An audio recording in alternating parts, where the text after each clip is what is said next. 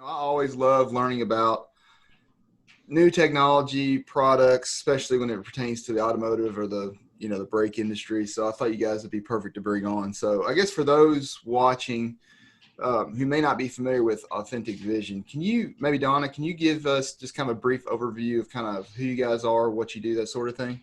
Absolutely. So, Authentic Vision, pedigree wise, was really founded upon academia. So, Thomas Weiss, the CEO, is actually a professor at the University of Salzburg. So, corporate entity resides in Salzburg, Austria. He and a student of his developed the technology that resides within our label. And how I like to describe the label is I consider it a live label, a living label, unlike a static label. And the security features built within the label are there, of course, built on the notion that counterfeiting is a $1.7 trillion problem within the globe. And how can we stop it? But what's interesting is with the progression of a cell phone and the technology found within a cell phone, label technology has now morphed into also more of a marketing piece. So now you've taken a static, maybe a holographic type technology that used to just sit there for purposes of identification. Now we have authentication and the ability to work, push notifications back and two-way exchange with consumers. And that's really where when we started talking, Brian, like I've been in aftermarket, the industry for 5-6 years now, where I've gone to SEMA shows and, really seen a metamorphosis of sorts within the labeling technology and what can be done with it. And I said, everybody talks about a label and connecting the physical with the digital and what can you do, but nobody really knows what the back end is. We talk about this cloud and this big wide, array of what you can do with it. But I said, wouldn't it be nice if we could show your viewers what is the back end? What does it do? And that's really where, our original conversation got to this point. And Patrick, Trainor, has just been spot on with putting together these demos where he can literally demo a label and give you folks and your subscribers and the people that read your coffee break a glimpse into what does an active live label do and what can we do with it. So there you have it. Awesome. No, that's good. Yeah, and I want to talk about some of the other than counterfeiting. I also want to talk about some of the cool things you guys do in just a minute. But, first I want to definitely talk about the counterfeiting aspect, because that's definitely got my attention. So, like, I've got an article pulled up here. So so on the Break Report, we do post from time to time articles on specifically counterfeiting and how big a problem this is or how it's becoming. And this one we posted a few weeks ago here, and I'll post the link to this article for those watching, if you're watching on YouTube or the Break Report website. But it talks about Daimler, how they're trying to combat counterfeiting. And in this article, it talks about how just the automotive spare parts piece they're estimating to be over 500 billion a year in counterfeiting parts. And Daimler's, it mentions, like in 2019, they participated in over 500 raids and confiscated 1.6 million parts, which made up a lot of brakes, wheels, and other things. Now, I've read this a few times. I'm still trying to wrap my brain around that number, 500 billion, and just counterfeit parts. Just Daimler alone confiscating over 1.5 million fake parts. So that's crazy. So obviously this is a problem that everybody is seeing and facing, and especially from a brake perspective, obviously fake counterfeit brakes on people's cars is insane. But apparently it's happening. So the first thing, so Patrick, can you show us or tell us a little bit about how Authentic Vision, I guess how maybe brake companies or automotive suppliers can use your tools to, protect the brand or secure their products? Yeah, absolutely. And I appreciate it. And one thing that I want to stress as well, to follow on a little bit with what Donna was saying, is one of the founding pillars of our company is consumer protection, right? Mhm. Not just in the automotive space, but all over. One of the key drivers is, hey, there's a lot of counterfeiting around the world, and consumers are actually being harmed by whether it's the food industry or the, having fake brake pads. And so working for a company like Authentic Vision has really given me a passion for not only this space, brand protection, anti-counterfeiting, but also consumer protection. So I welcome this opportunity. I'm looking forward to showing you some of the security features. So one of the things that really sets us apart is our label. It is an irreproducible label. It cannot be copied. It cannot be removed from the packaging and placed on another package. And as Donna mentioned, it has several features, not only anti-counterfeit, being able to identify anti-counterfeiting products, but also a marketing piece. So I'm going to share my screen if you don't mind real quick. Yeah, see if you can pull it up. Sure. Yep. Bear with me for just a second. I'm going to share, and what you'll see, hopefully, is a couple things, right? So this is my cell phone. You'll see the Check If Real app, which is our app that you can download on any smartphone, either Apple or Android device, and it literally goes back multiple generations, at least 7 or 8 years. And you can either scan our labels with a QR reader to get more information on the product, or you can download our Check If Real app or a customized branded app depending on what your company needs. And I'm just going to launch our Check If Real app.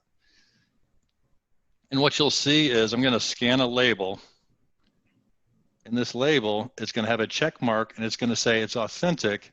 And then it's going to completely redirect me to, in this case, the Break Report website. Cool. So not only does the consumer see that it is an authentic product, but then it takes them on a journey to more information on the product. This could be a warranty site. It could be a registration site.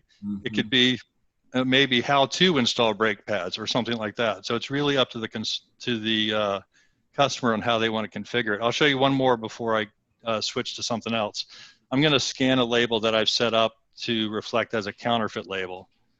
And so it's going to come up with an X, and it's going to say, and this screen is also completely customizable. Right now, this is sort of a standard default screen where it says, hey, something wrong with the product. We believe it to be a fake product. And then the consumer can simply click this report button, fill out an email address where they purchased the product, and send information. So not only do you get information from the consumer, but we also have an internal dashboard that all of our customers have access to that shows you exactly where the labels are scanned and information on just a myriad of information on that actual label, where it is scanned, and the reasons why we think it is counterfeit. And all that messaging is customizable, again, Absolutely. as Patrick mentioned. So somebody might not want to say that's a fake. It just might say something more vague and generic so that it prompts some type of response or ask from the consumer or the end user or the installer community. So it's quite robust in the brand protection world. Again, why we're here, to show some of the back end and the support services that are offered. Got it. Yeah. So for example, an Akibono or a Brembo or Brake Parts Inc. or a Bestis brand, that sort of thing, they could customize the look and feel of that to have their brand, and then the messaging could say, oops, not our product or whatever. Yeah, I have a funny let me tell you a quick little story about I've been duped. So there was a high-end laundry detergent that was counterfeited, and the messaging didn't want to be that it was counterfeit because there was this fear that there'd be, a mass abundance of returns and fear and what have you. And so it was the I've been duped campaign. So that was the messaging that came back. And I'm like, that was obviously legal way up here, coming up with what words are we going to use to prompt, a response here. So interesting. But anyways, go ahead, Patrick. Yeah, and another important feature of our labels is we like to consider them, as Donna mentioned earlier, sort of a live label, and you can configure them anywhere in the supply chain, whether activate or deactivate them. You can assign them to a certain product.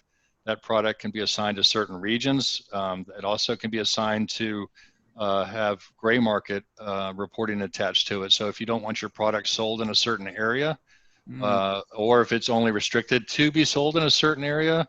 If that product starts to be scanned, let's say you say the United States is the only place your product can be sold, but through our technology, you start to see scans elsewhere around the globe through our dashboard, then you can start to identify not only where the counterfeit problem is occurring, but you can also start to see where the gray market problem exists, and then start to look at your supply chain and then work sort of backwards from there. Got it.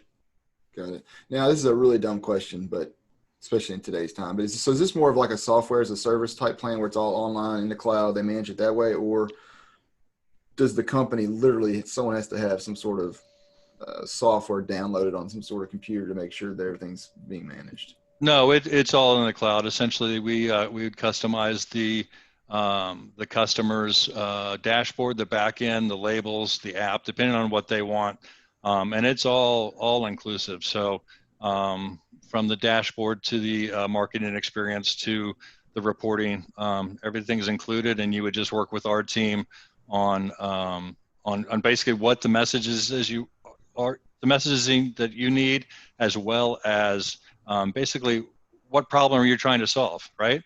Is it a counterfeit problem? Is it a gray market issue? Is it purely a marketing issue, right? Do you want to be able to reach out to your consumers in the field with promotions or follow-up SMS messages, or understand your customers better? So it's a wide variety of things you can do with our label, and I think that's what sets us apart. Yeah, no, I like it. So, and then, from an actual use perspective though, so there's a lot of, I guess, maybe education involved too, where you somehow have to educate the customer, whoever that customer is, whether it's the consumer end all the way down there, or if it's literally more higher up, more of the customer, the distributors, the WDs, whatever, whoever you're selling it to from an aftermarket perspective. They have to understand and know that this XYZ brake company is now using this label. Do not accept anything, do not sell anything unless it's got this label. Then obviously once they have that label, then that's when they can verify that, in case the counterfeiters try to start counterfeiting the label itself, right? Right. Yeah, got it. Okay. Yeah, and the nice part about that, quite honestly, is you can do that through several means with our labels, right? So our labels come in sort of a bunch of different sizes or formats. It can either be sort of a label on label application, or we can incorporate our label into an existing label.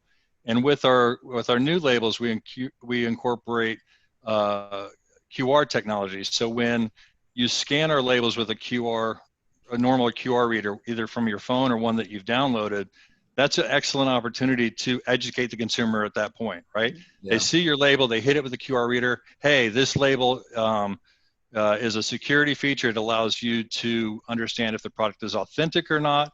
It also potentially has, if you download this app and scan our label, you have access to videos or warranty information or what have you. So really the sky's the limit from both an anti-counterfeiting and a marketing piece. So how are some of your customers, I guess, using it from, I guess, just from a pure, not a counterfeiting perspective, but just from a pure branding and marketing perspective? Do you have any other ideas or any other examples you can share? Yeah, I have a couple I'd like to share. So in your industry, one would be the installer community. They do the scan at point of install. They get a video on how to install, and they receive a spiff. So now the brand has not only captured the authentication piece, that it's an authentic product, but they've offered, a spiff to the installer community. So I thought that was real keen, especially for your industry.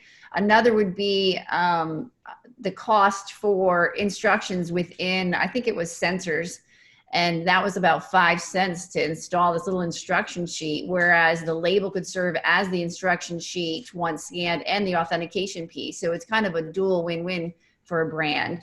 And the brand on the back end starts building their repository for aggregation of data, who's their customer, who's buying, who's engaging, and start doing push notifications. And that's what Patrick's so keen to, make sure that we understand that that's really, we know data, that's where the value is for many brands now. It's the data collection piece and what you can do with it.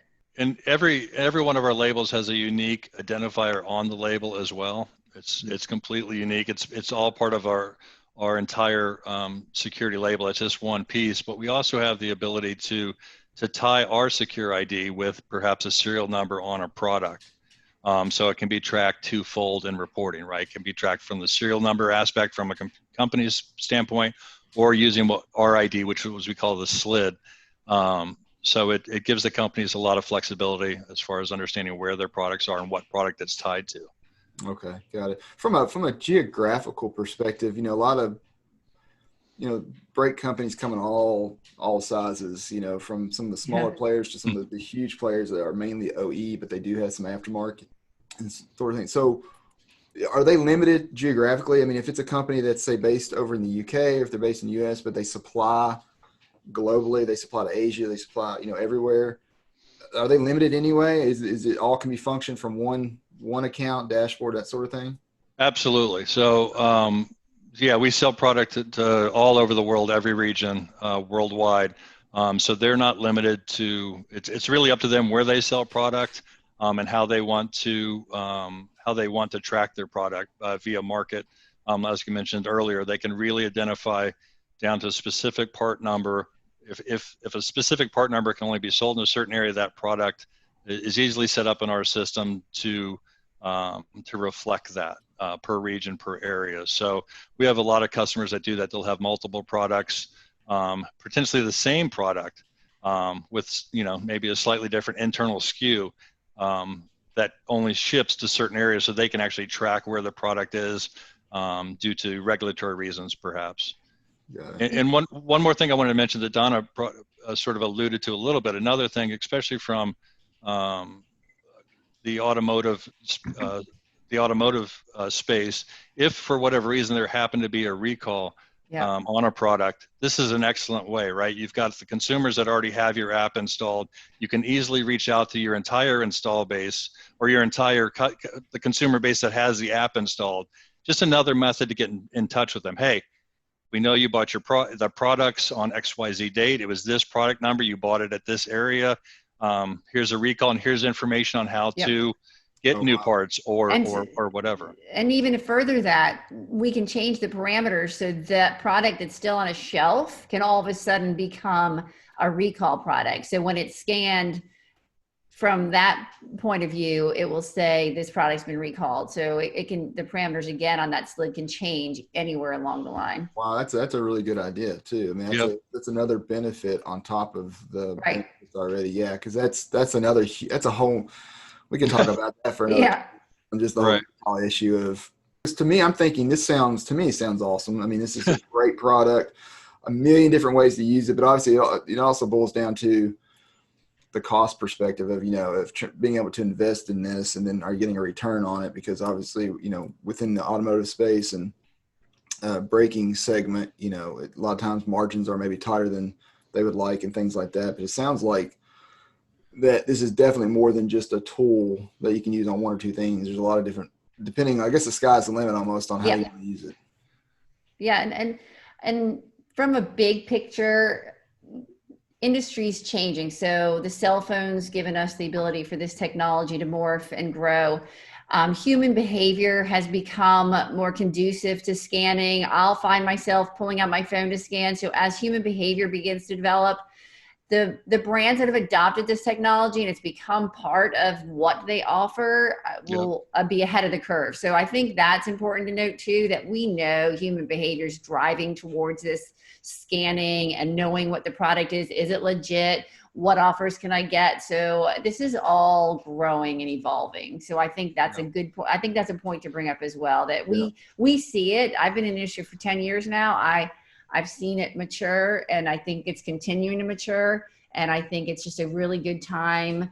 I know the industry that you're in, specific to brakes, to really become, my hope is that we have some leadership. So, we want to be the leaders in the industry and set standards on brake pads and brakes, et cetera. And this is a great way to do it. This is going to give us the credibility and the reliability. And as Patrick mentioned, the consumer protection piece that, we all as consumers want. No doubt. It's a good point. We, You know, so first of all, I appreciate you guys joining me today. This has been great. Yeah. I guess before we go, so if someone watching right now, if they want to contact, what's the best way to contact you or learn more about Authentic Vision? I mean, obviously they can go to the website Sure. and learn some more information, but is there another way maybe for them to contact you all? Well, I could post my number, but I don't have my card handy. Yeah. I'll talk to you. I'll put Yeah. Get some contact information. I'll make sure I'll include it. Yeah, with the video, that'd be All awesome. that good stuff. And I that way- think, I think our website obviously has all of our contact information. But if they needed to get in touch with me, it's just my first name, patrick.trainor@authenticvision.com. But Same. happy to answer and field any questions, or do some more in-depth demos, because I think once consumers see the actual dashboard and reporting feature and really get a grasp. But real quick, Brian, I know we have to kind of wrap this up, but you alluded to something earlier as far as ROI, right? In the past, it used to be one part of a company that was concerned potentially with anti-counterfeiting or maybe marketing. What our technology allows companies do is to bring budgets from multiple departments, because this serves a wide range. Yeah. And so it's not just catering to one area of a company, but once everyone understands the power of our tool and our technology, it's easy to sort of go across divisions as opposed to just sort of be siloed in one area.